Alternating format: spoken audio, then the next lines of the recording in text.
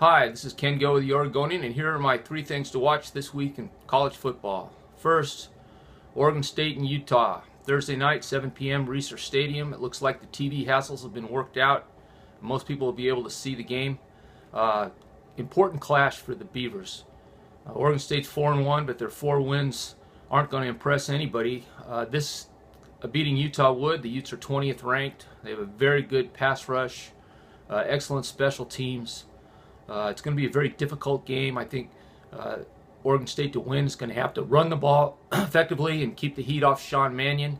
If they can do those two things, I think they have a real good shot. They beat Utah in a shootout last year in Salt Lake City. This game is going to be much lower scoring, I believe, but I think assuming Oregon State can protect Mannion and he has time to throw, if the running game gets cranked up, I think Oregon State could win. That would put the Beavers 5-1 and in a real good position to have an excellent season. The second thing I'll be watching is Oregon-Washington. Oregon has dominated this series of late. The Ducks have won 10 in a row. It's a complete flip from the way things were in the 70s and 80s when Washington ruled the rivalry with an iron fist. But I think things are different this year. Chris Peterson has come over from Boise State to Washington. He's brought a different attitude, a no-nonsense, detail-oriented approach to the game. And the Huskies have a very good front seven.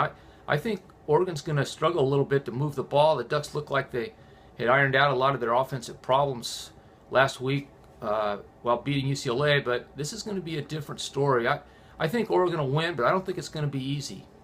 And number 3, Arizona State, Stanford. One of these teams is going to be exposed as a pretender. I kind of like Stanford in the game. Stanford's defense is very good. If the Cardinal is ever going to move the ball on offense, this is the time to do it. Arizona State, very weak defensively, very young, but they've given up yards and points to just about everybody. However, Stanford goes into this without 2 pretty key players, Devin Cajuste, wide receiver, and Austin Hooper, tight end.